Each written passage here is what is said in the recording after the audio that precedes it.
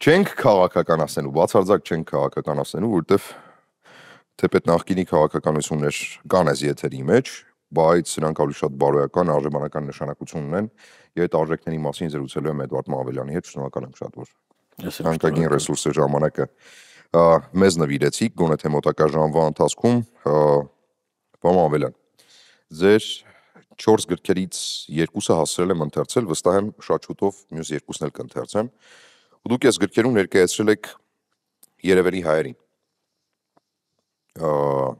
մեծամասամբ վերջին 100-ամյակների, մենք մի քիչ էգոցենտրիկ վերաբերմունք ունենք նման մարդկանց, որովհետև վերցնելով այդ մեծ հայերի ձեռքբերումները, առավել ևս այլ երկրներում, փորձում ենք բավարարել մեր եսակենտրոնության պահանջները, այսինքն մեզ ենք սկսում վերագրել այն հանճարը, որ ունեցել են այդ մարդիկ, չհասկանալով, որ իրականում դուք լրիվ ուրիշ մոտեցում եք տվել այս ստեղծագործությունների մեջ, դրա համար նախ կխնդրեի ձեր հավաքածուների բովանդակային մասին մեզ պատմել, որտեղ շատ շուտով դուք ներկայացնել եք նաև այո 4-րդ գիրքը, եթե չեմ սխալվում, 5-րդ գիրքը, 5-րդ գիրքն եք ներկայացնելու, բայց որպեսզի մենք չգնանք սխալ ճանապարհով եւ սա չվերածենք հայ անհատի, որ այս բոլոր մարդկանց հետ Երևելի հայերի հետ կապ չունեցել, այդ անհատի էգոյի բավարարման միջոց, որն է ձեր հիմնական մեսիջը, այս աշխատանքը, այս աշխատությունները առհասարակ աշխատությունների վրա աշխատելու, վերջնանպատակը որն է, որ ինչ տակ ընթերցողին, վերջնանպատակը նույնն է, ինչ որ առաջնային նպատակը, տեսեք, մարդիկ, որ կարդում են, հազարավոր մարդիկ, մեկնաբանություններ են գրում, զանգում են, մեր հայերի մասին, մեր, ես ոչ մի անգամ չեմ լսել արտահայտություն, որ գրքերը ոչ թե մեր հայերի մասին են, այլ մեր մասին են, այսինքն որևէ մեկ իրեն չի տեսել դրան մեջ, հայլեին պատկեր,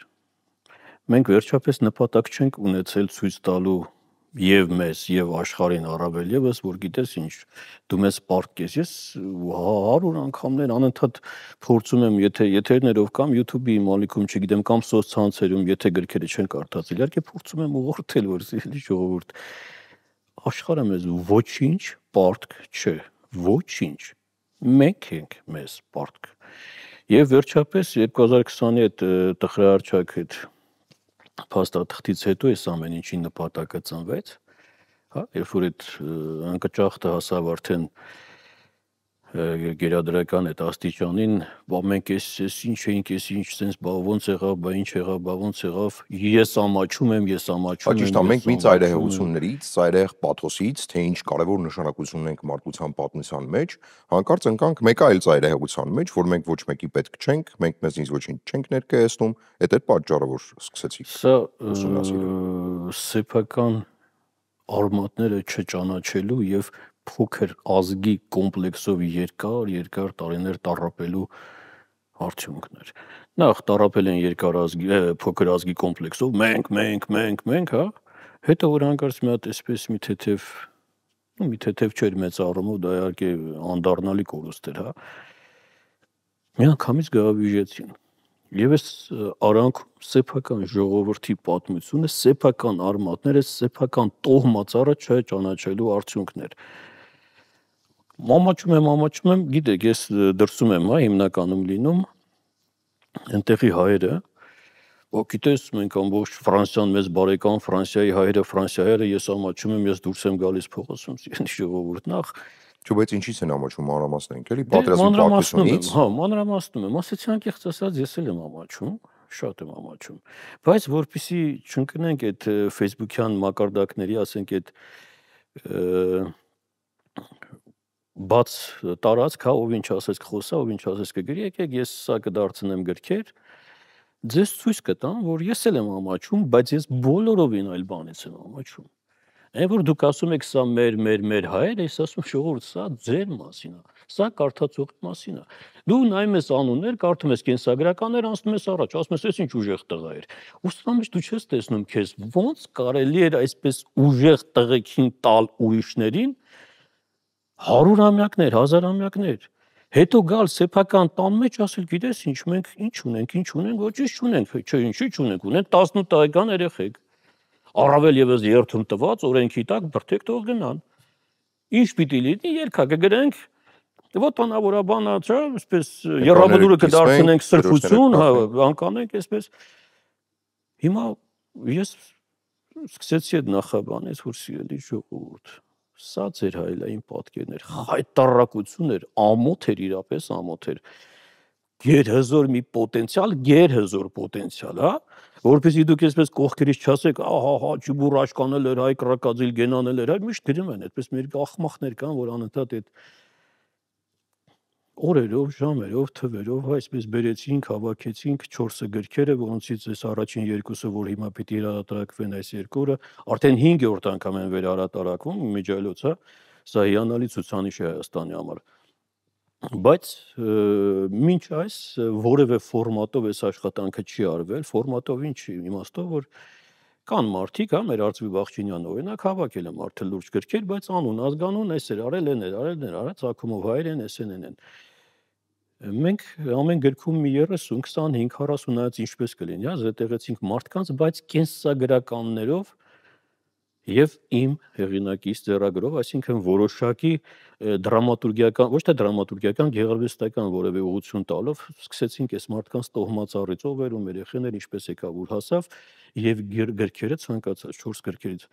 սկսվում եւ ավարտվում են հեղինակի խոսքով, այսինքն ինչպես ստացվեց, սիրելի ժողովուրդ, որ հազարամյակներ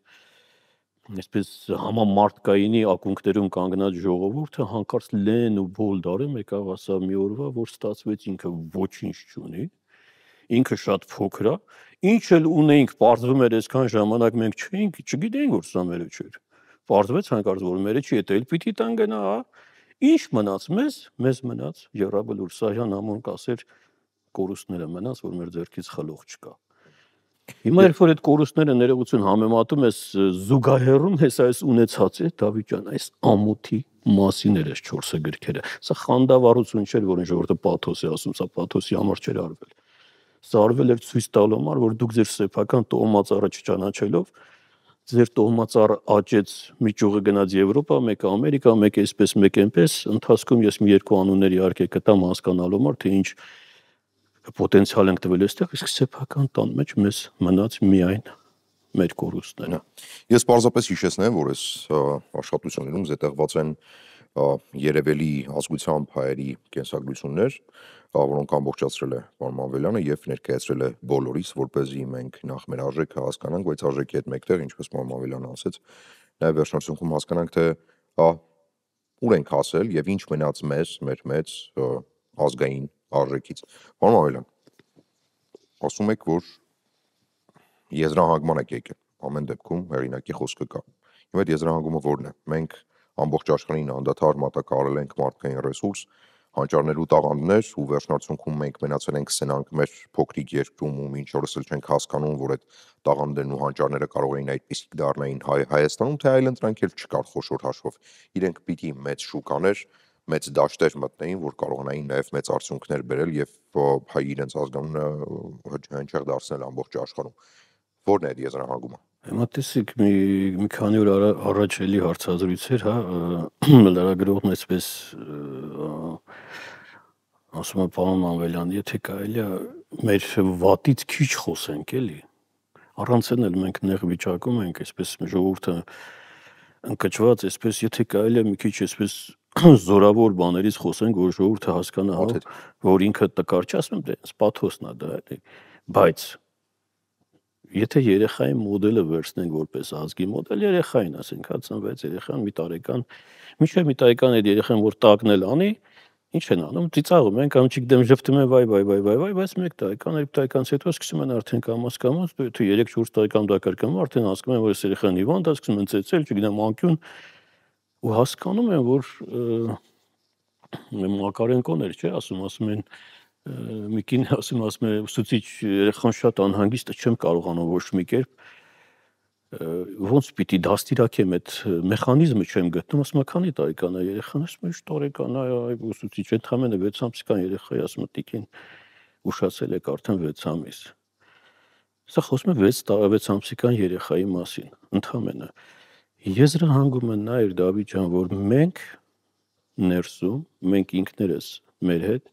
յոլա այսպես կենցաղային, հա, այդ ոչ հայերեն լեզվով ասած կենցաղային ներողություն այդ բառի համար յոլա չգնացինք, այսինքն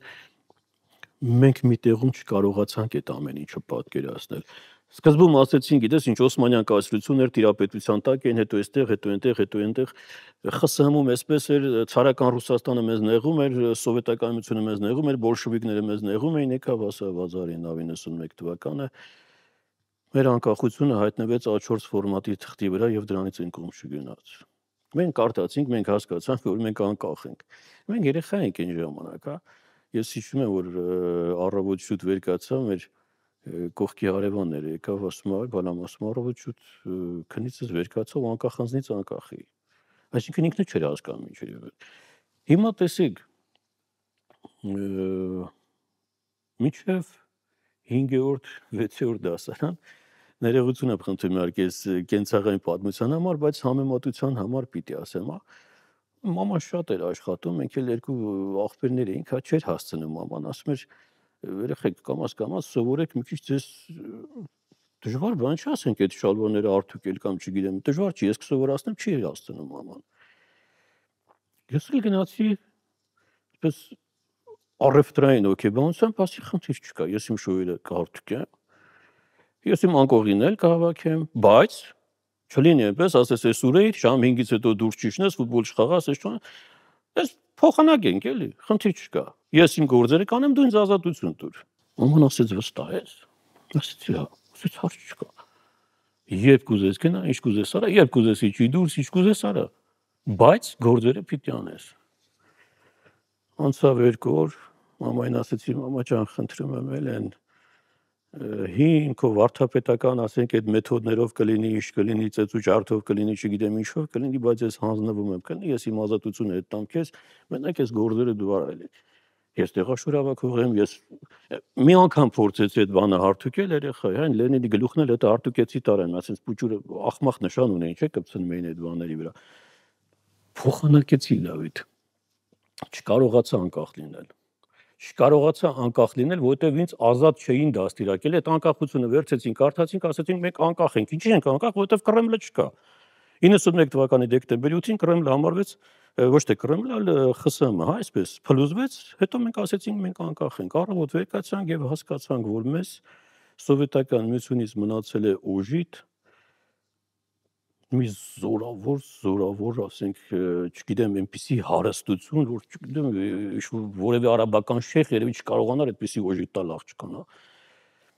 Այդ սկական գործարանները, թաստոսներով, չգիտեմ ինչերով,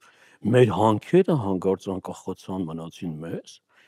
Մենք արդեն պատերազմի մեջ էինք, մենք արդեն լուրջ կորուստներ ունեինք։ Մենք արդեն երկրաշարժ էինք անցել, մենք արդեն հազարավոր կորուստներ ունեինք ու հանկարծ անկախացանք, այս ամեն ինչը մնաց մեզ,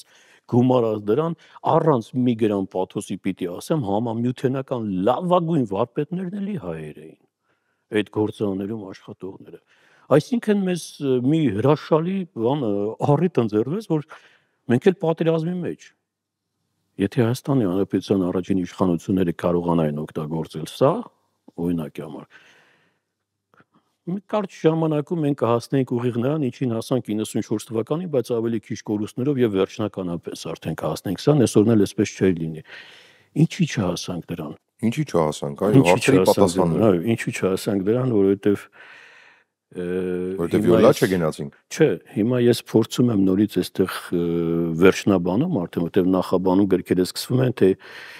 ինչ էր կատարվում այսպես, ինչու այսպես եղավ, ինչ ընթացք ստացավ, հա։ Խոսում ենք մարդկանց մասին եւ բերում ենք վերջնաբանին։ Որն էր վերջնաբանը, որ սիրելի հայր, եթե դուք ուզում եք ուղակի չմեռնել, հա, մարդը ասում է չեմ ուզում մեռնել։ Եթե կարելի է Ռուսաստանում էլ ուղակի չմեռնել։ Չէ, օրինակ եմ, ասենք պատերազմի դաշտում մարդը ուզում է չմեռնել։ Մեծ գլոբալ եմ այսպես ասում, եթե ուզում եք չմեռնել, ինքը մի քիչ շատ վատ է հնչում, բայց մոտավոր այդպես է գալիս։ Ուզում եք չմեռնել, զենք առեք։ Բայց եթե դուք ուզում եք ապրել, ես չեմ հասկանում, դուք ուզում եք չմեռնել, թե դուք ուզում եք ապրել։ Անընդհատ տպավորություն որ մարդիկ չեն ուզում մեռնեն, կռվ են տալիս չմեռնելու համար։ Դե գործոնները դրա վրա ազդող են։ Հիմա եթե ուզում եք ապրել, մանկապարտեզներ կառուցեք։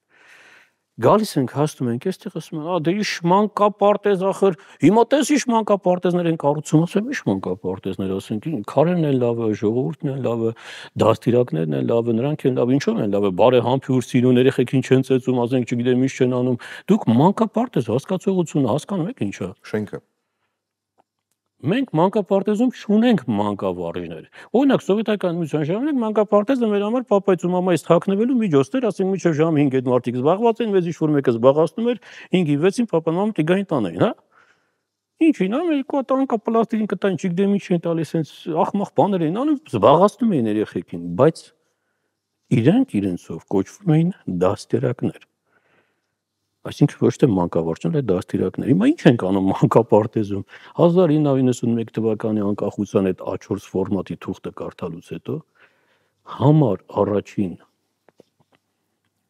գործողությունը ապամոնտաժել սովետական կրթական համակարգը, բոլոր տեսակի ազդեցությունները, ստեղծել նոր կրթական դաստիարակչական համակարգ, ստեղծել նոր մանկապարտեզ։ Դե ով պիտի աներ, պարոն։ Դե ով պիտի աներ, ոչ մեկը պիտի չաներ։ Ով այդ ժամանակահատվածում դա ով պիտի աներ։ Հիմա տեսեք, հիմա զենք առնեին, ինչ որ կերպ պեղեին, բերեին, որ առաջնագծում ինչ որ կերպ սնունդ եւ զենք ապահով։ Եթե մենք հետ գնանք 100 տարի առաջ 15 թվականի նախորդին, եթե մենք հետ գնանք դրանից էլ մի 20-30 տարի առաջ, ասենք 1800-ական թվականներին Համիդից առաջ, հա, անընդհատ նույն նախադասությունը կկարդալ Դավիթ։ Անընդհատ այս ժողովուրդը գալիս են կանգնում են փորձանքի շեմին, հետո երբ որ ասպես սիրելի ժողովուրդ հաջորդ փորձանքի շեմին չկանգնելու համար դուք ունեք գերագույն գլխավոր 4 հիմնասյուներ, դուք պիտի պետականություն եք ուզում կառուցել, դուք զենքով ընդամենը փրկվելու եք այսօր, վաղը մյուս օրը։ Բայց եթե դուք ուզում եք ապրել, եթե դուք երկարաժամկետ ինչ-որ գծագիր եք ուզում գծել պետական, եթե քո սերունդը պիտի աճի, դու քո սերունդը պիտի ճիշտ դաստիարակես։ Դու չես կարող 30, 40 կամ 50 տարեկան մարդուն այսօր վերցնել պետության գլխին հայտնված մարդուն վերցնել ասել, ինչ անդաստիարակես դու։ Մենք ենք դաստիարակել, մենք ինչ ենք տվել։ Եկեք բոլորից ցանկացած մեկից պահանջենք, հա մարդիկ գալիս են հասնում են այստեղ սկսում են պահանջել, ասում ընտանիքը սկսվում է ոչ թե մանկապարտեզ դաստիարակ պետությունը սկսում է ոչ թե մանկապարտեզից, այլ ընտանիքից։ Ասում եմ սիրելի ժողովուրդ, ախր այդ ընտանիքի զույգը երբ որ ամուսնանում են պիտի երեխա ունենան, չէ՞։ Ախր նրանք էլ պիտի անցած լինեն այն զրոյական մակարդակից սկսվող մանկապարտեզը, սա մի օրվա չի, սա 2 օրվա չի, սա 10 օրվա չի, բայց 100-ամյակներ շարունակ, ասենք, ինչպես մեկը փորձել ասել, որ սիրելի մարդիկ, դուք 100-ամյակների շրջանով, եթե այսպես տարածական ինչ-որ պլաններ եք ուզում կազմել, դուք պիտի ունենաք կրթական համակարգ, անկախ կրթական համակարգ, այսինքն դաստիարակչական համակարգ պիտի ունենաք։ Հետո այդ դաստիարակությունը փոխանցեք դպրոց, այնտեղ տարաճանաչություն տան, հետո գիտելիք տան, որպեսզի Աբա այդտեղ նախ եւ առաջ պետություն պիտի ունենաս։ Դե հիմա ո՞նց եմ ասում 5000, 6000, 7000 տարի առաջ մեր ժողովուրդը ամեն անգամ 2000 տարի տարիքն ավելացնում է։ Մեկը կասի մենք 6000 տարեկան ենք, մեկը 20000, մեկը 50000, կարևոր չի, թվերը չխաղանք, բայց պատմության այդ ընթացքում երբ որ հետ ես գնում, որտեղ ուզում ես նայի Դավիթ։ Հետո գտնում են մեկին ասում են սա մարգարե էր, օրինակ գնում են, չգիտեմ, Ավետիք Իսահակյանին, նա ես ձեզ ասում եմ կգավոկուսով, դուք քաղցեք ասում են մարգարե էր։ Ասում եմ այ ժողովուրդ ջան, դուք 5-6000 տարվա ձեր պատմության էջերը երբ որ պահին թերթեք, այնտեղից որ մարգարեներ եք հանում։ Ձեզ թվում էր թե Ավետիք Իսահակյանը մարգարե էր, որովհետև տեսավ 50 տարի առաջ։ Դուք պատկերացնեք, որ Ավետիք Իսահակյանը կարդում էր մեկին, որն ապրել էր իրենից 150 տարի առաջ, ու Ավետիք Իսահակյանը այդ մարդուն համարում էր մարգարե։ Եթե դուք այսպես պատմությունով հետ գնաք, դուք չեք հասկանում, այդ մարդիկ մարգարեներ չեն, դուք ամեն պարզապես պատմություն հաշվարկել գիտեն։ Դուք նույնն եք։ Չէր փոխվում էս ամեն ինչը։ Ես օրինակ ես 4-րդ գիրքը, հա, մեզ միայն հայուհիները որտեղ կային, երկար տարիներ Դավիթ ես ինքս միշտ մտածել եմ, ասել եմ Համիդյան ջարդերից հետո մնացին Թուրքիայում, հա։ Տոյեղերնից հետո մնացին։ Լավ իշխներ, խնդիրը, ինչ էին այս մարդիկ մնում միտեղ, որտեղ իրենց անընդհատ կոտորում էին։ Նախ Համիդյան ջարդերից հետո 1908 թվականին երիտուրքերը նոր սահմանադրություն ընդունեցին։ Հայերը 1908 թվականը, ասենք, Համիդյան ջարդերից անցել էր մի քանի տարի ընդամենը, եւ այն ժամանակ, ասենք, ովքեր փրկվել են այդ Համիդյան ջարդերից, նրանց երեխաները նոր 16-17 տարեկան երեխեք էին։ 17-18 տարեկան երեխեք, որոնց ծնողներին կոտորել էր Համիդը։ Այս երեխեքը վեր կացան Թուրքիայի մեջլիսի դռները կոտորեց, ասեցին մենք էլ ենք ուզում ծառայել ձեր բանակում։ Եվ Թուրքիան ասեցին, այ սիրելի մարդիկ, դուք իսկականից ասենք մի բան են չի ձեր հետ էլի։ Ինչ եք ուզում։ Այս Համիդն է կոտորել ձեր ժողովրդին։ Մենք ուզում ենք ծառայել ձեր բանակում։ Ծառայողների 90%-ն արդեն գրանցված էին այն գրքում, որ 7 տարի հետո պիտի իրագործվեր։ Գիտես անուն, ազգանուն, առազգանուն, մտավորականներով ամեն ինչով գրանցված էր։ Դա ո՞րն էր պատճառը։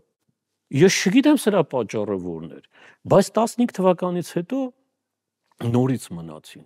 Ու երբ որ ես սկսեցի քանդել պատմություն ու գտա այս կանանց, ամուսիններից են բաժանվել նույնիսկ Դավիթ, ամուսինները ստիպել են նստել նավը, որ հեռանան Ստամբուլից, կանայք կան, որ ամուսիններից բաժանվել են, բայց չեն գնացել, ասել են չէ, մենք պիտի մնանք այստեղ։ Ու սրա գերագույն գլխավոր, այսպես ասած, պատճառը մեր երեխեքն էին։ Երբ որ հայ առաքելական եկեղեցին որ հավաք էր կազմակերպել Եղեռնից հետո, հազարավոր երեխեք մնացել էին դրսում։ Այս հայուհիները, այս կանայք սեփական կյանքի հաշվին նրանց մեջ կան մարդիկ, որոնց մի հատ էլ Քեմալը սպանեց հետո։ Սեփական կյանքի հաշվին, առողջության, երջանկության, չգիտեմ ինչ հաշվին մնացին, որ այդ երեխեքին կարողանան տիրություն անել։ Ու կարդում ես իրենք ասում են, ես ոնց թողեմ այս երեխեքին գնամ։ Նրանց անունները մեզ չհասցավ, նրանցից ոչ մեկին այստեղ չեն ճանաչում։ Այստեղ մի կին կա, Դավիթ ջան, ես ուզում դրա մասին առանցին ասել, էլի, օրինակ այսօր երեք մեր Ալենուշ Տերյանի ծննդյան տարեդարձները ամբողջ Facebook-ով այսպես պատտում են, էլի դարձրել են պաթոս, Իրանի աստղագիտությունը, մեր Ալենուշ Տերյանը։ Այստեղ մի կին կա, ում անուն ազգանունը մեր ժողովրդին բացարձակ ոչինչ չի ասում։ Ես նույնիսկ եթե գիտես այդ փողոցներն գնենք այսպես հերթով հարցնենք, ասենք Բերսաբե Հովսեփյաննով էր։ Նախ անունն է շատ այսպես յուրահատուկ անուն, հետո ոչինչ չի ասում այդ անունը, օրինակ քեզ ինչ-որ բան ասում են։ Չէ, ցավալիորեն ոչ, բայց գիրք կարդալուց հետո վստահ եմ կասի։ Ուրեմն ոչինչ չգտանք այս կնոջ մասին, բացի պարսկերեն մի գիրք կար այսպես ամբողջ։ Ինչու եմ այսպես ցույց տալիս, որովհետև ինքը լավ on-line էր այդ գիրքը, բայց որ թերթում ենք, ես մտածում եմ, ինչ չեն արել։ Պարսիկները գիտես ոնց են նկարագրում Դավիթ։ Քարը, որը դրվել է քարի վրա, 20-ից 150 տարի առաջ, նույն կերպ պահպանել են, պահպանվել է այդ փայտի դուռը, պահպանվել է ներսի կաղնին, պահպանվել է նույնիսկ այդ փոքրիկ այդ կարուսելները, իրանք այդպես նկարագրում են։ Մենք պարսկերեն բացարձակ չիմանալով այս ժամանակակից այս բաներն օգտագործելով մի կերպ փորձեցինք այդ գրքից գոնե հանել այդ կնոջ կենսագրականը։ Այս կինը համարվում է Պարսկաստանի ժամանակակից կրթության հիմնադիրը, հասկանում ես, Պարսկաստանի ժամանակակից կրթություն, այս մարդիկ գնացել են, ասենք Ալենուշ Տերյանի մասին խոսվում է, թեև Ալենուշի մասին դեռ 3 տարի առաջ եմ գրել գրքում, պատտվում է, բայց կան անուններ, որ բացարձակ տեղյակ չեն, ասենք, օրինակ Բերսաբեն այն ժամանակ էր, որ փորձում էր հիմնել այդ ամեն ինչը, հասկացա, որ մանկապարտեզ էր պետք։ Հասկացա, որ երեխաներին տառաճանաչություն, գրագիտություն տալուց առաջ պետք էր դաստիարակություն, ինչպես ճապոնացիները։ Մտնում ես մանկապարտեզ, Ճապոնիայի մանկապարտեզներում գիտես ինչից են սկսում Դավիթ։ Հիմա որ ասեմ, պիտի հասկանանք ինչի էր պետք մանկապարտեզը։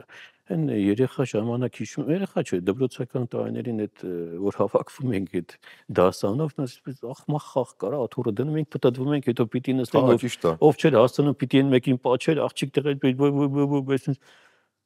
ճապոնացիները դնում են 2 աթոռ, 3 երեխա։ Հիմա ես ու դու նստած ենք, այստեղ ուրիշ աթոռ չկա, ավակ մեկը մտնում է ներս։ Դու պիտի նայես ինձ, ես պիտի նայեմ քեզ։ Մեզնից ով պիտի վեր կենա։ Ես վեր կենամ, թե դու վեր կենաս։ Երկուս պիտի վեր կենանք, եթե մեզնից ավակ է գալու։ Ճապոնացիները երեխեքին, փոքր երեխեքին սովորեցնում են զիջել մարդուն։ Ինչի համար։ Մարդը կարող է մտնել այսպես պատտվել ու դուրս գալ, բարև ձեզ ու թողես գնաց, բայց երբ որ դու զիջում ես մարդուն, հաստատվում է առաջին շփումը, կոմունիկացիան։ Շնորհակալ եմ։ Այդ շնորհակալությունին կարող է հետևել մի ուրիշ բառ, այսինքն զիջումից սկսվում է կոմունիկացիան։ Սկսում է փոխհարաբերությունները։ Երեխաները սովորացնում են զիջել իրար, որպեսզի ճանաչեն իրար։ Դու եթե մարդուն մտավ պատտեց գնաց, մենք որտեղից ենք ճանաչելու։ Վեր ես գնում, զիջում ես, մարդիկ նստում են, կոմունիկացիան հաստատվեց, խոսելու շնորհքը, հա, ու գալիս է այստեղից արդեն միմյանց լսելու արվեստը։ Ժամերով խոսես, հիմա ես խոսեմ ու դու ասիկ մի ժամ այսպես ոչինչ չասես, որպեսզի վերջում ճիշտ հարցը տաս։ Ես հիմա նայում եմ մեր շուրջը, այ մարդ գիշեր, ցերեկ, առավոտ, իրիկուն խոսում են, ասում պարոն, դուք որ այդքան խոսում եք, դուք երբ եք հասցնում լսել։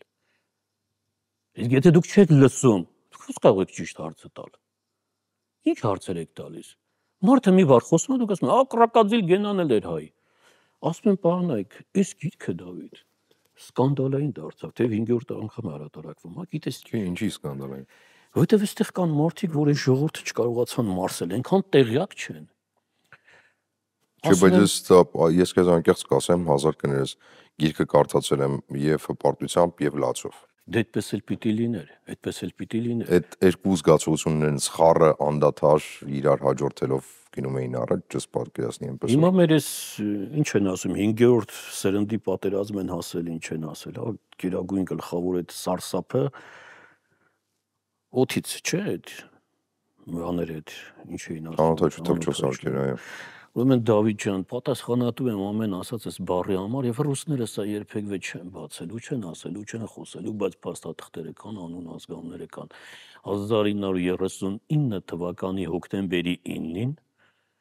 1939 թվականի հոկտեմբերի 9-ին երկրորդ աշխարհամարտը արդեն սկսվել էր, Հիտլերը մտել էր Լեհաստան, Ավստրիան իրենով էր արել, Չեխոսլովակիան գիտես, են ստուդենտներով, այսպես վերցել էր։ Մյուխենյան այդ դավաճանությունը ստորագրված էր, հա, Մուսոլինի, Դելադյե, ֆրանսիացիները եւ իտալացիները գումարած Հիտլերը, հա, անգլիացիները Չեմբերլենին ուղարկեցին, Չեմբերլենը գնաց Մյուխենում պայմանագիր ստորագրեց, եկավ ուրախացավ, ասեց մենք պայմանագիր ենք ստորագրել, խաղաղություն է լինելու։ Չերչիլն այդ ժամանակ որ ճիշտ է, քաղաքական դիվիդենդներ պիտի հավաքեր, ասեց ում հետ ես, այ տղա ջան, պայմանագիր ստորագրե։ Զելկաս դյավոլամ, դու գնացել ես Մուսոլինիի հետ, որին Հիտլերի ուսուցիչն էր համարում, հա, հետը պայմանագիր է ստորագրել, այդ հայտնի արտահայտություն է կա, ասում է պարոնայք դուք պատերազմի եւ խաղաղության միջև չէ, պատերազմի չէ, ոնց էր ասում, այսինքն դուք կարող եք պատերազմ ընտրել, բայց դուք ընտրեցիք խաղաղություն, այսպես մոտավոր արտահայտությունը ճիշտ չեմ հիշում, դրա համար խայտառակության եւ պատերազմի միջև ասում է դուք ընտրեցիք խայտառակությունը, դրա համար կստանաք խայտառակ պատերազմ։ Եվ խայտառակություն եւ պատերազմ։ Հա, դուք վերջում իհարկե սա ստանալու եք։ Եկավ 39 թվականը Հիտլերը հարձակվեց։ Հոկտեմբերի 9-ին Լենինգրադի օդանավակայաններից մեկից առավոտյան Ստալինի ղեկավարությամբ, Ստալինը կանգնած էր այնտեղ, որտեղ նախորդ օրը զեկուցեցին, ասեցին պարոն Ստալինը, որ ասում է իրեն, էդի պատրաստ է։ Ասեց հնարավոր չի։ Ասեց պատրաստ է։ Ասեց ինժեներին բերեք, թող անձամբ փորձարկի։ Դե գիտեն ինժեները ասենք որ հանկարծ մի բան են չեղավ, ինժեները ազգովտակորդ պիտի պատասխան տա։ Դավիթ ջան 39 թվականի հոկտեմբերի 9-ին Լենինգրադի օդանավակայանից B1 թե B2 չեմ հիշում, ծանր կործանիչ են ժամանակների համար ծանր։ Օդ բարձրացավ։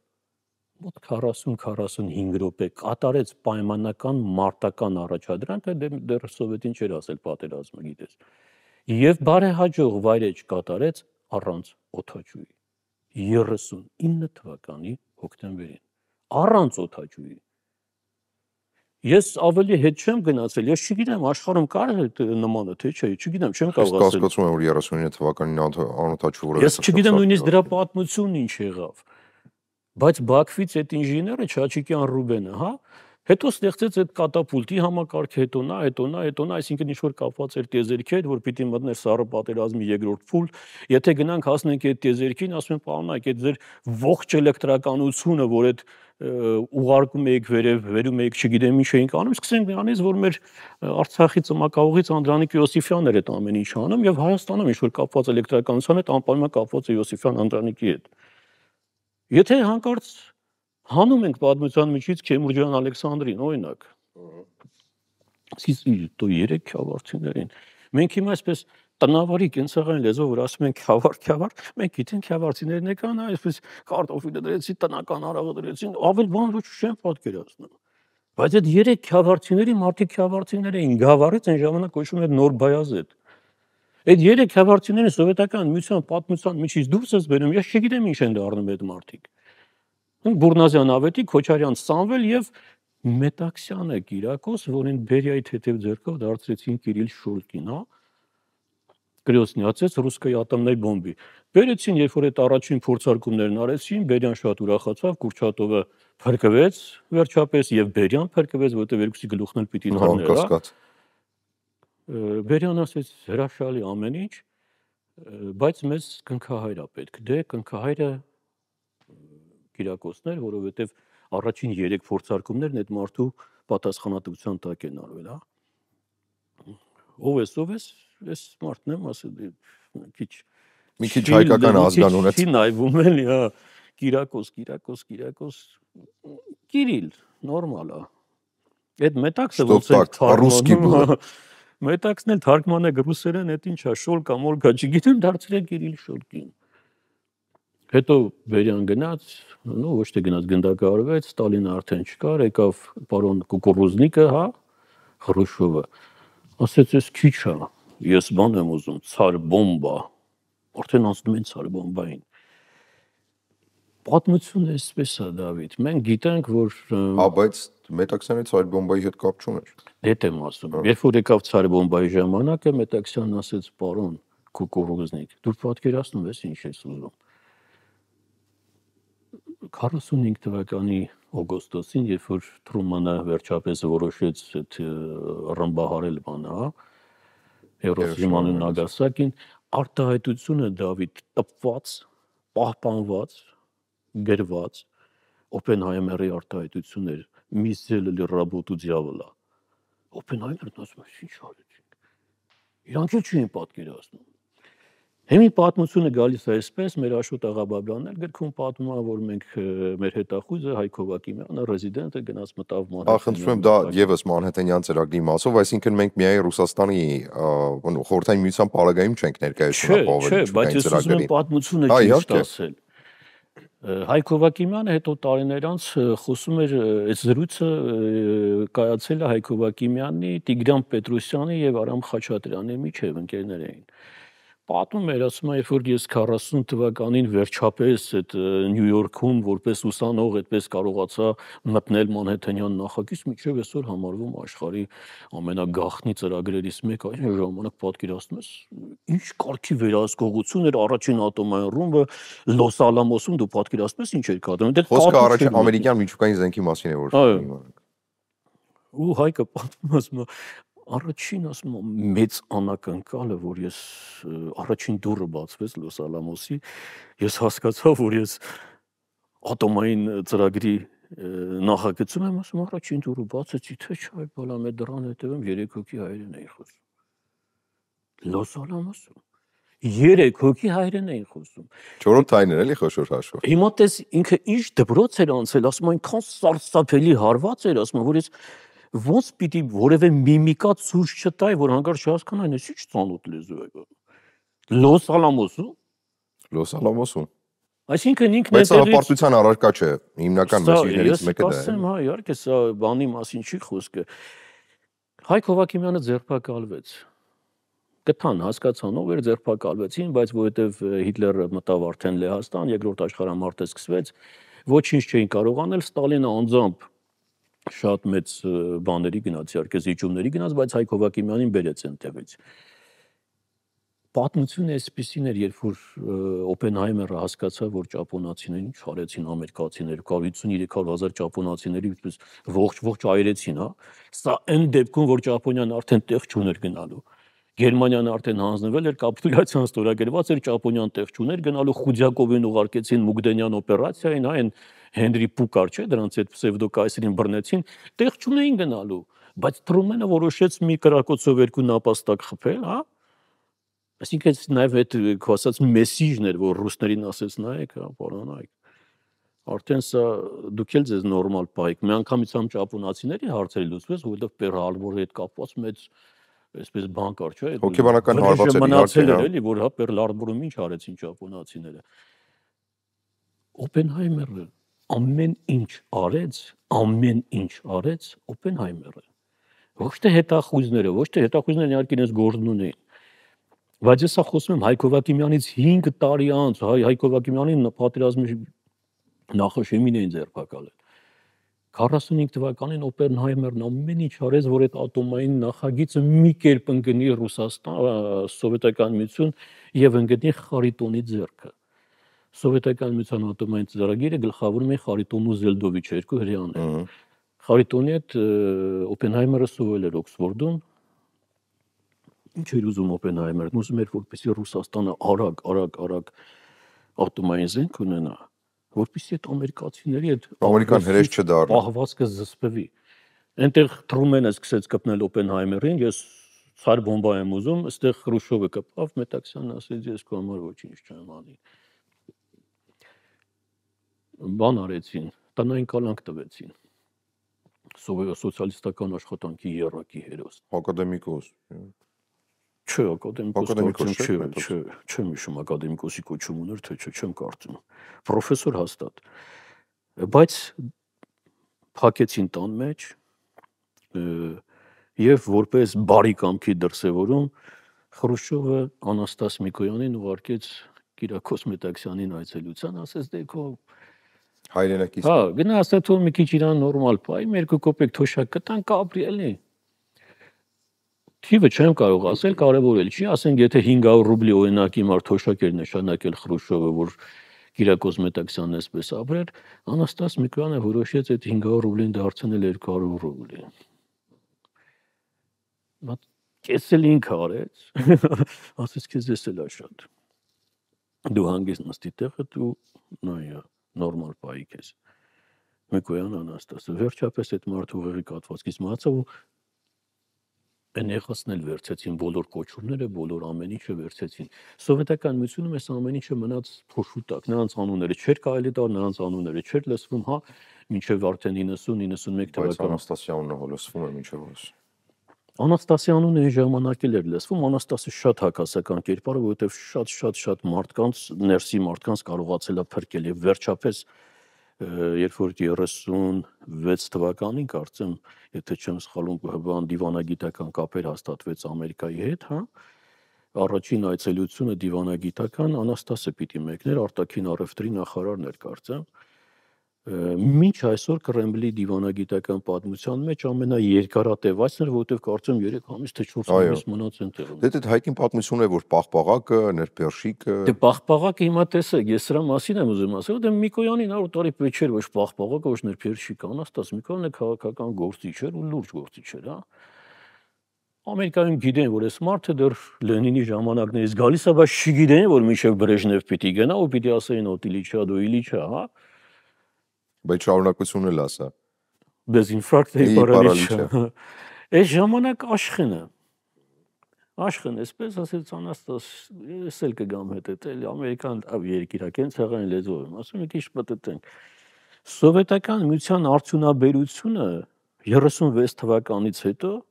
երբ որ Անաստասն ու աշխենը վերադարձան Սովետական Միություն, 4 տարվա մեջ հասավ այն աստիճանի, որ Սովետական Միությունում սկսեցին արդեն ապրանք արտահանել։ Սովետական Միությունը վտարանդի էր, Քեմալական Թուրքիան ու Սովետական Միությունը վտարանդիներ էին, ոչ մեկ սրանց չէր ուզում արդյունաբերական գաճաշներ էին։ Ոչ մեկը չէր ուզում, բայց որ հասկացան, ասենք տարածքը մեծ, ամերիկացիները գնացին կոնտակտի, առաջինը դիվանագիտական կապ, Անաստասն ու աշխենը գնացին, Անաստասը գնաց քաղաքական հանդիպումներին, աշխեն ում անունը չի շոշափվում, աշխեն ընդամենը Անաստաս Միկոյանի կինն էր, բայց աշխեն այդ ամեն ինչը հավաքեց։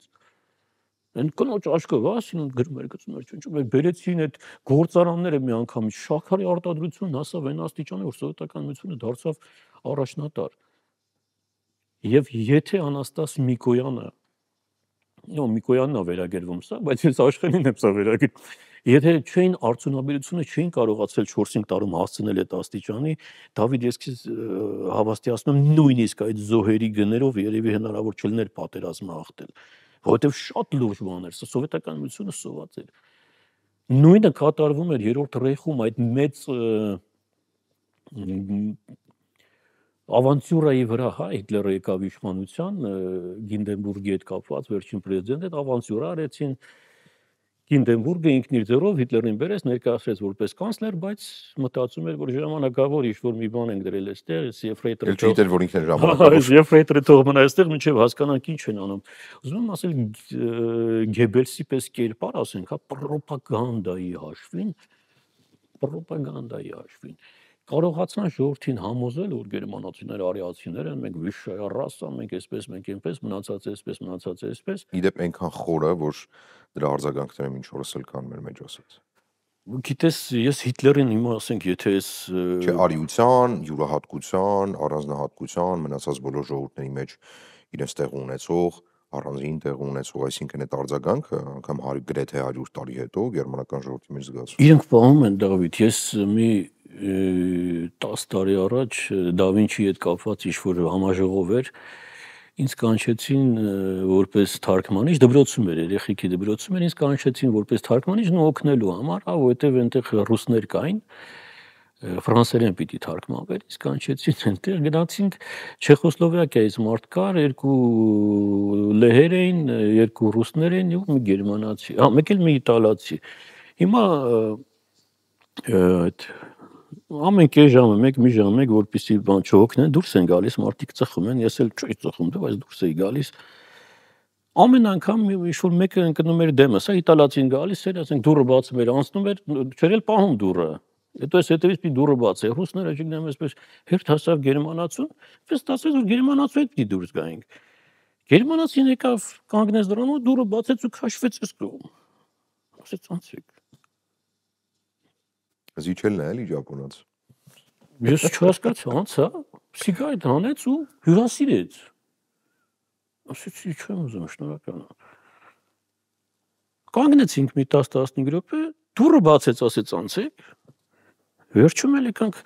ասեց ինձ հետաքրքիր է, էլի Դավիթ քարտեզի վրա, դպրոցական քարտեզի վրա, մատը բերեց, կանգնեցրեց մեր տարածքի վրա, ասեց իմ նախնիները այստեղից են գալիս։ Գերմանացին։ Ասեց դու հայկական ծագում ունես, ասեց բոլոր արիացիները հայկական ծագում։ Ինչ ապացուցում է, որ պրոպագանդան լավ խորն են ստել։ Լուրջ եմ ասում, ես չի պատկերացնում։ Ես էլ չեմ պատկերացնում, որովհետև մի տարի մեջ ապրելիս ես հասկանում էի, որ իրենք շատ յուրահատուկ տեղ են իրենց առանձնացնում եւ համաշխարհային պատմության մեջ եւ հիմա իբրև Եվրոպայի թիվ 1 տնտեսություն ցուցադրելով, որ ամեն դեպքում որքան էլ փորձեք մեզ ոչնչացնել, մենք միևնույն է Ֆենիքսի պես հառնելու ենք եւ դուք միևնույն է պատասխանատու եք լինելու մեզ։ Դե աշխարհը շատ վատ վարվեց գերմանացիների հետ։ Առաջին համաշխարհային պատերազմից հետո իրապես Վերսալի այդ պայմանագրով խայտարակ բաներ, որտեղ ֆրանսիացիները, գերմանացիները մեծ հաշվով այսպես արժանի չէին դրան։ Ավելի ծանր ստորացում հավանաբար որևէ մեկը չէ։ Հիտլերը դրա վրա կարողացավ գալ։ Ես եթե ասենք այս տեսանկյունից ես նայում Հիտլերին, ասենք մարդի իր ազգի համար, իր ժողովրդի համար, ասենք պատրաստ էր թեև աշխարհին առաջին մարդակերներից հետ եմ ասում, չկար մարդակերներից։ Հիմա վերադառնանք սրան, Դավիթ։ Վերադառնանք սրան, եւ ինչն ամենակարևորն է, Կիրակի տեղի ունենալու 5-րդ գրքի շնորհանդեսը։ Չէ, 5-րդ չի, ես առաջին 2 գրքերի վերահրատարակման շնորհանդեսն է լինելու, ինչ ասելիք ունեք, նախ մի քիչ տեղեկատվություն տանք, որտեղ է տեղի ունենալու շնորհանդեսը, ինչ ասելիք ունեք այն մարդկանց, ովքեր գուցե չեն գալու եւ իհարկե վստահաբար եկածներին առանձին ասելիք եք նաեւ ունենալու, ինչ կա, որ պակաս է մնացել կամ գուցե առաջին հրատարակություններից հետո դուք հասկացել եք, որ իրավիճակ է փոփոխվել եւ հիմա ասելիքը որոշակիորեն ճանապարհ է անցել, էվոլյուցիա է անցել, եւ այդ էվոլյուցիայի արդյունքում նաեւ ուղերձն է այլ լինելու։ Որն է այդ ուղերձը, որովհետեւ 3 տարի առաջ էր, եթե չեմ սխալվում, առաջին հրատարակությունը, այսինքն 3 տարին բավարար շրջան է մոնիտորինգի մշտադիտարկման ենթարկելու եւ հասկանալու մարդիկ ինչ վերաբերմունք են ցույց տալի։ Վերջնարդյունքում հասակ նպատակին, թե ամեն դեպքում աշխատելու տեղ կա, որ ձեր այդ նպատակը հաղթահարվի եւ դուք ճիշտ ուղերձը հասցնեք, ոչ թե աղավաղվածը, որը հաճախ նման դեպքերում ճանապարհին հենց աղավաղվում է, բերանից բերան փոխանցվելով, ձեռքից ձեռք փոխանցվելով, ինչ ասելիք ունեք, որ որոշել եք վերահրատարակման հետ կապված։ Նախ ասեմ, որ Կիրակի օրը ժամը 17-ին Ագուլիս թատրոն ուղակի Աբովյան 29-ը Կոտորա 28 հասցեում, Ագուլիս թատրոնը մեր լուսահոգի Երվանդ Մանարյանի իմնած թատրոնն է։ Հիմա նպատակին ես իհարկե չեմ հասել, որովհետև այս մի ժամվա ընթացքում փորձում եմ անդադ խոսել այնց այդ նպատակի մասին, այդ նպատակը մանկապարտեզն է, այդ նպատակը շփումն է, այդ նպատակը կոմունիկացիան է։ Դու ժողովրդի հետ, եթե հասարակության հետ մանավանդ որ հարյուրամյակներով այսպես եկել են եւ չեն անցել այդ դաստիարակչական, ասենք այդ երբ որ դաստիարակություն չի շնորհակալ, տանենք կանգնեցնենք անկյուն, ասենք ճիպոտահարենք, հիմա որ կարդում ես մեկնա, մեզ Հիտլերա պետք, մեզ Ստալինա պետք, մեզ Մուսոլինիա պետք, այս հասարակության հետ, ասում ես, պարոնեք, բոլշևիկները անգրագետներին գնդակահարում էին, մտածում էին ով տակը մնաց գրագետ է։ Ասենք այդ քաղաքականությունը, դու ինչքան պիտի չճանաչես քո պատմությունը, դու ինչքան պիտի անտեղյակ լինես քո տոհմածառին, որտեղից ես սնվում եւ ինչեր ունես եւ ինչեր ես տվել ուրիշներին, ինչքան պիտի անտեղյակ լինես, որ ես լեն ու բոլ դարում քո երեխեքին զոհելով հանդերձ գաս նստես տան ու ասես ես Մուսոլինի եմ ուզում, ես Հիտլեր եմ ուզում, մեզ Ստալինա պետք։ Այսինքն ինչ անենք, եթե ոչ մեկը մի ամբողջ ժողովրդի Դավիթ չես կարող մեղադրել բարոյական որևէ իրավունք որևէ մեկի վերապահված չի, ամբողջ ժողովրդի կանգնեն ասել դուք եսեք, դուք ենեք, որովհետև ձեզնից ոչ մեկը չի տվել այդ ժողովրդին այդ մանկապարտեզը, ոչ մեկը չի ասել պարոնայք, երբ որ երեխեքը գնում են դպրոց, պետք չի երեխեքին պլաստիլին տալ կամ վրձին տալ, ասել գնացեք խաղացեք կամ գնացեք պահկվեք կամ գնացեք քնեք։ Եկեք սովորացնենք ինչ են անում մարդկանց հետ, մարդիկ ոնց են հաստատում կոմունիկացիան, ոնց է սկսվում շփումը, ոնց է սկսվում իրար լսելու արվեստը, ոնց է սկսվում, Դավիթ, էվոլյուցիայի գագաթնակետը, ուրեմն մի ընկերություն գովազդային այդպես բան է պատվիրում ընկերության համար, հոլովակ էլի, ու մի դիզայներ այսպես կարճ հոլովակ էր արել ու շահել էր իհարկե, ընկերությունը շատ մեծ փողեր տվեց այդ մարդուն, այդ գովազդային հոլովակի համար, այդ գովազդային հոլովակի համար այդ ընկերությունն էլ հասավ, չգիտեմ, հոլովակ էլ չէր, ինքը նկար էր, ընդամենը նկար։ Այդ նկարում ցույց էին տալիս, որ էվոլյուցիայի գագաթնակետը ցույց էին տալիս Homo sapiens-ին, այսպես կամաց որ զարգանում է, Da Vinci, գետնից թուղթը վերցնում է Homo sapiens-ը։ Այսպես զարգանալով գալիս է եւ էվոլյուցիայի գագաթնակետը, երբ որ դու այդ գետնից վերցրած աղբը հասցնում ես աղբամանին։ Օրինակ, բարձ հասարակ մի բան, հասկանում ես, Դավիթ, սա հազարամյակների ակնկալիքով են մարդիկ մանկապարտեզներում սկսում, այսինքն էվոլյուցիայի գագաթնակետ, երբ որ դու աղբը գետնից վերցնում ես, քեզ 6 ամսեկանում կամ մի տարեկանում երբ որ քայլում ես, սովորեցնում են աղբը վերցնել, երբ որ դու կարողանաս այդ աղբը հասցնել աղբամանին եւ որևէ աղբ չթափել ճանապարհին, այստեղ աղբի մասին չի խոսքը, այստեղ այն սովորական թղթի կտորի մասին չի խոսքը, երբ որ դու ներս վեր ես գնում ինչ-որ մեկը նստում է քո տեղը, սա ընդամենը զիջելու մասին չի, որտեղ ավտոբուսում հիմա մեկը կարող է վեր կենալ, ասել հղիկինա տոր գա նստի, սրա մասին չի խոսքը, այսինքն մարդիկ մտածում են, որպեսզի մենք մեր փողերը չտանք զենքին, զենք էլ կառնենք, բայց որպեսզի միլիարդներ չտանք զենքին, զենքը մեզ կպայի այսօր, կպայի վաղը, կպայի 10 օր։ Եկեք մենք մեր փողերը տանք մանկապարտեզներին, եկեք սերունդը դաստիարակենք այնպես, որ տառաճանաչություն սովորելուց հետո այս գիտելիքը, երբ որ 10 մարդուն, մարդը սա չվերացի ինքնակործան զենքի չվերցնի, դարձնի պաթոս ու տա իր գլխին ասի մենք, այնքան ուռն մեկ էլ տեսար տրակեցին։ Եթե դու մարդու ձեռքից վերցնում ես ճիշտ դաստիարակությունը ու տալիս ես շատ գիտելիք, այդ մարդը դառնում է բոմբա замедленного действия, Դավիթ ջան։ Եթե հասարակությանը վերցնես, տալիս ես գիտելիք, որի հետ խոսում ես մի տեղեկացված, բայց վերցնում ես ճիշտ դաստիարակությունը, մարդիկ այդ գիտելիքը սկսում են օգտագործել իրենց դեմ։ Եթե դու մարդուն չես սովորեցնում զենքի հետ վարվեցողության կանոններ ու մարդուն տալիս ես մի զորավոր զենք, որ շատ վտանգավոր է, այդ մարդիկ սկսում են այդ զենքը փորձարկել իրար վրա, կամ հարևանի վրա, կամ իրենց են ոչնչացնում։ Այս ամեն ինչը մարդկության պատմության ընթացքում բոլոր ժամանակներում առաջին օրից մինչև այսօր որևէ խելացի մարդ, գիտնական կամ կոնստրուկտոր չի կարողացել հորինել ավելի զորավոր հարձակվողական եւ ինքնապաշտպանողական զենք, քան գիտելիքը։ Իսկ գիտելիքը ճիշտ օգտագործելու համար Մանկապարտեզից տալիս ես ճիշտ դաստիարակություն։ Այսինքն այնպես չի, որ տղես երբ ես դառնալու 18 տարեկան, եկեք երգենք այդ երգերը, հասկանանք երբ ես վերջապես 18 տարեկան դառնալու, որովհետև քո տեղն ընտեղ է։ Սա վրեժի մասին չի խոսքը, նույնիսկ այդ վրեժը պիտի կարողանաս ճիշտ դաստիարակել։ Ոչ թե ծնված երեխան ասեն զինվոր ծնվեց, էլի զինվոր ծնվեց, ժողովուրդ, բայց 100,000 տարիներ ձեր մոտ մենակ զինվորներ են ծնվում, բայց մարդիկ ուր են։ Ուր են այս մարդիկ ընկերներ, երբ որ անգլիացիներն եկան մտան Բենգալիա, Դավիթ, այս պատմությունը կարծեմ մենք խոսել ենք սրա մասին։ Երկար ժամանակ գիտես, войско ее величества, ամբողջ աշխարհը վախենում էր այդ զորքից։ Ինչ որ մի հատ հնդիկ Բենգալիայի, ասենք, այդ նահանգապետը, Արկոտի Նավաբի կարծեմ անունը կարևոր չի։ Անգլիացիներին հաթաթա տվեց, ասեց, դե հասկացանք էլի, որ դուք շեֆն եք, մենք էլ աշխատող ենք, բայց իմ ժողովուրդը մեղք են։ Մի քիչ դուք էլ հարկեր տվեք, կամ այս մարդկանց հարկերը թեթևացրեք, գաղութեր։ Անգլիացիներն ասեցին, տղա դու ոնց որ խառնում ես, ասենց չես հասկանում ով եմ բարեկամն է, այստեղ ասեց ես կբողոքեմ այդ տղասին։ Выше стоячей инстанции։ Ում ես բողոքում, այ տղա ջանարա։ Ժամանակ Վիկտորիան էր կարծեմ, հա, ում ես բողոքում։ Վերջին ինստանցիան ինքն ում ես բողոքում։ Ամբողջ աշխարհը վախենում էր այդ բրիտանական զորքից, այստեղ են ասես լավ։ Իրիկուն էլ գնացեն կողքի արևանի դուրս շատ կենցաղային եմ ասում։ Չէ, բայց դա հասանելի է, դա որ հասանելի լինի։ Գնաց դուրը ծեծեց, ասեց բարև ցավը տանեմ։ Ասեց բարև, ասեց անգլիացիներն ինձ նեղում են։ Այդ տղա ջան ասեց ոնց կարան անգլիացիները քեզ նեղեն։ Անցավ մի քանի ամիս, թագուին ասեց մի 6-7 հոգի մտած չոքատ ուղարկեք այդ նահանգապետին մեր կա տապտակ տվեք, ասեք հանգիստ մնա տեղդ։ Այս 7 հոկանոց չոքատը չկարողացավ գոնե 100 մետր առաջ գնալ։ Չոքատն ուղարկեցին, ինչ-որ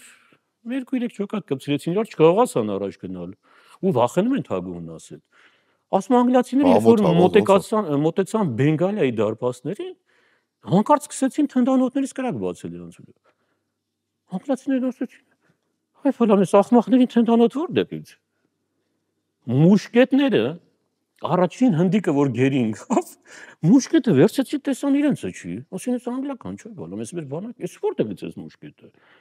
Էս հնդիկին մի լավ վերամշակեցին, ասեն էլ պատմի այդ տղա։ Ասեց ապեր այնտեղ մի հատ Գյորգի անունով տղա կա,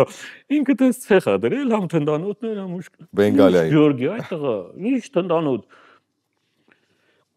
Գորգին խանը համարվում է Հնդկաստանի Գյորգի Հարությունյան, համարվում է Գյորգի Հարությունյան, էլի այդ Գյորգի խանը Հնդկաստանի ազգային ազատագրական պայքարի հերոս է այդ մարդը համարվում։ Մանուշյան Միսակն է, էլի։ Միսակ Մանուշյանը չի ձգում այդ բանին։ Ուղիղ 8 ամիս Դավիթ չկարողացան մտնել Բենգալիա։ Վերջապես մի կերպ Գորգին խանին դավադրաբար սպանել տվեցին անգլիացիները։ Իրանք էլ իրան սպանեց, որ կարողանան մտնել Բենգալիա։ Թագուհին արդեն չհասկացանք այլ ինչ Գյորգի, այ բալամ Գյորգին ով է։ Սախկայսության դեմ դուրս Գյորգի ամբողջը դուրս եկել այդ բանակի դեմ։ Ահա չի կարողանում։ Այստեղ սարսափելին Գյորգին չէր, երբ որ մտան Բենգալիա Դավիթ։ Այսպես բոլորին այսպես ուղարկեցին իրենց ճանապարհով, ասին էլ մի հատ բոլորդ մի կողմ գնացեք, այն հայրին էլ ասեք թող կանստե։ Հայկական ջոկատներ։ Հայկական ջոկատներ, զինվորներն ասեցին դու գնացեք տներով, ձեզ ոչինչ չունենք ասելու, հրամանատարներին կանչեցին,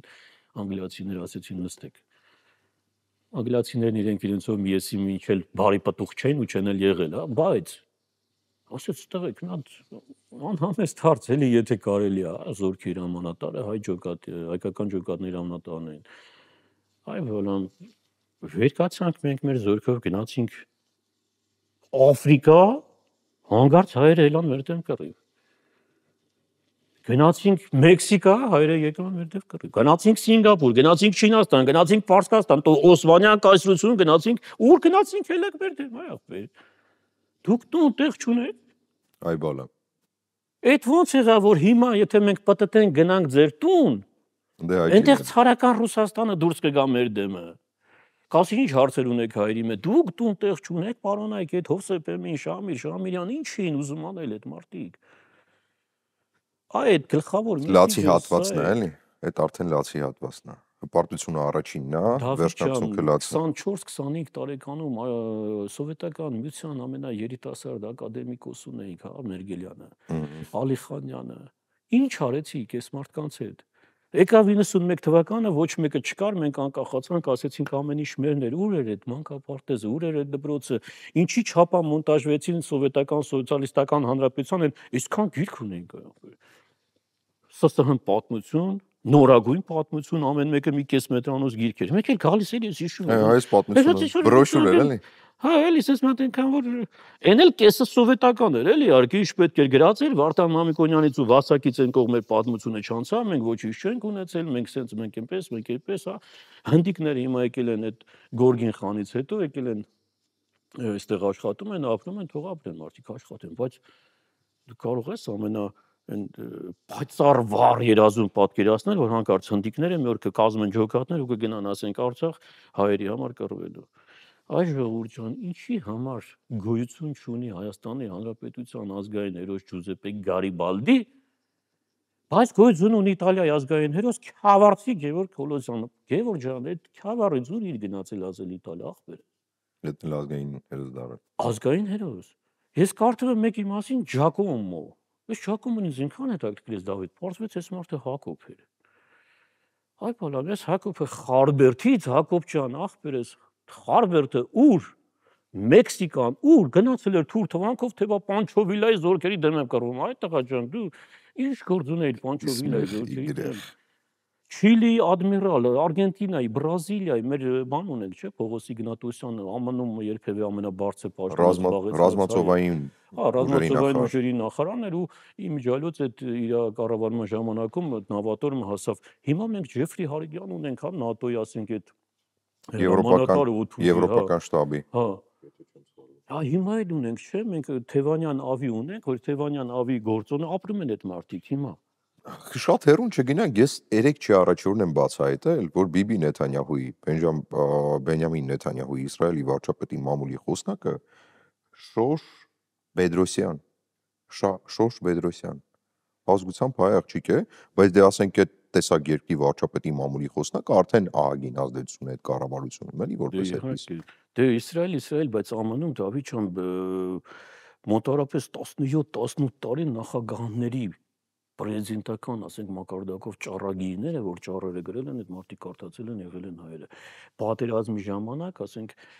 հրամանատար, դեռևս հրամանատար, ապագա նախագահ, ասենք Էյզենհաուերի 3-4 վստահված մարդիկ հայերն էին իմիջիալոց եւ դրանցից մեկը մեր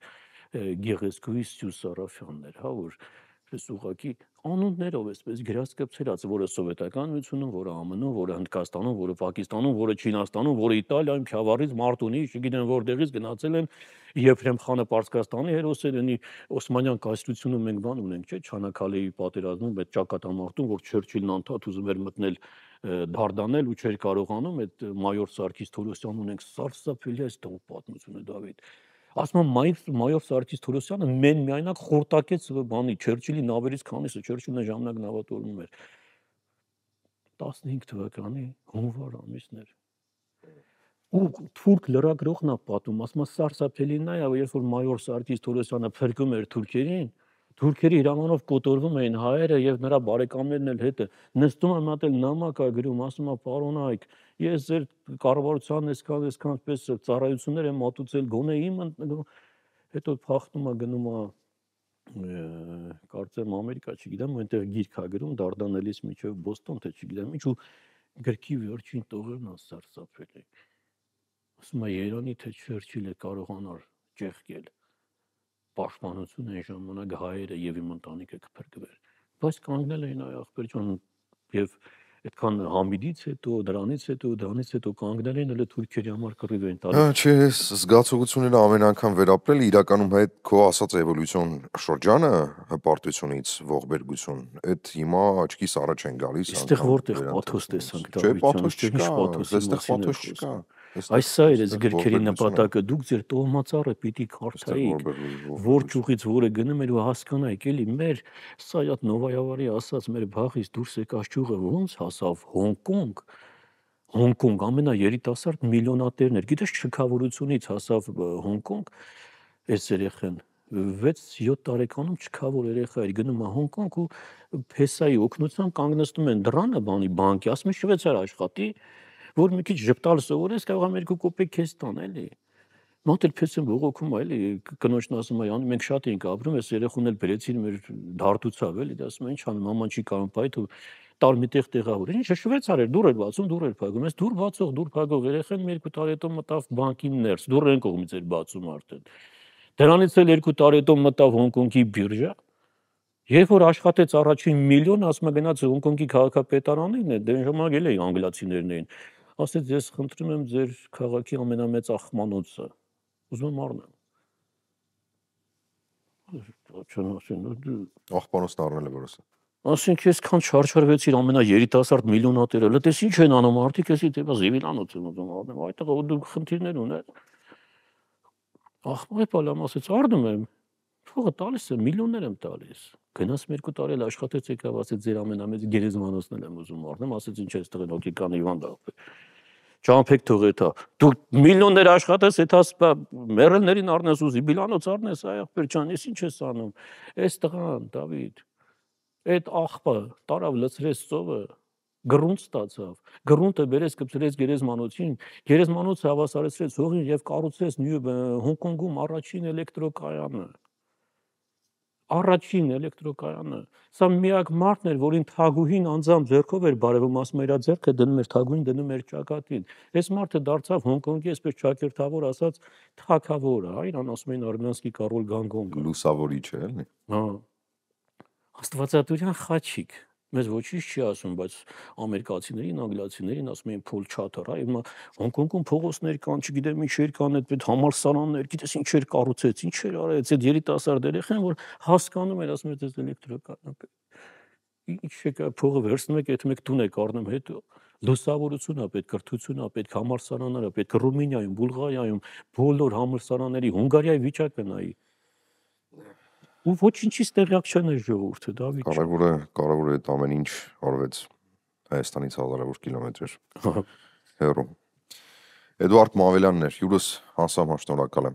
հերթական շատ հետաքրքիր զրույցի համար, ես հուսամ, որ շարքը շարունակվելու է, որովհետև վստահ եմ, որ սկզբում երբ որ կարդացի մի պահ տպավորություն կար, ասում եմ, դե լավ, դե երևի այսքանի մեջ էլ ամփոփվելու ենք, եթե երևելիների մասին ենք խոսում, հետո արդեն 4-ի ժամանակ հասկացա, որ այսպես որ շարունակվի, Էդուարդը շատ մարդկանց է փորելու եւ գտնելու եւ շատ ավելի զարմանալի պատմություններ ներկայացնելու, քան կար առաջին գրքում, այնպես որ դուք կարող եք գրքերը պատվիրել նաև Էդուարդ Մավելյանի Facebook-յան էջին գրելով, եթե այլ տարբերակներ կան, խնդրում եմ։ Հեռախոսահամարներով պարզապես զանգել պատվիրել։ Հեռախոսահամարները ես կթողնեմ այս հարցազրույցի մեկնաբանությունների նկարագրության հատվածում, խնդրում եմ կապի դուրս եկեք, որովհետև այո, շատ տարբեր զգացողություններով զուգորդվող ընթերցանությունը վերջնարդյունքում դուք ուղերձը հաստատ կընկալեք։ Շնորհակալ եմ շատ։ Ես եմ շնորհակալ։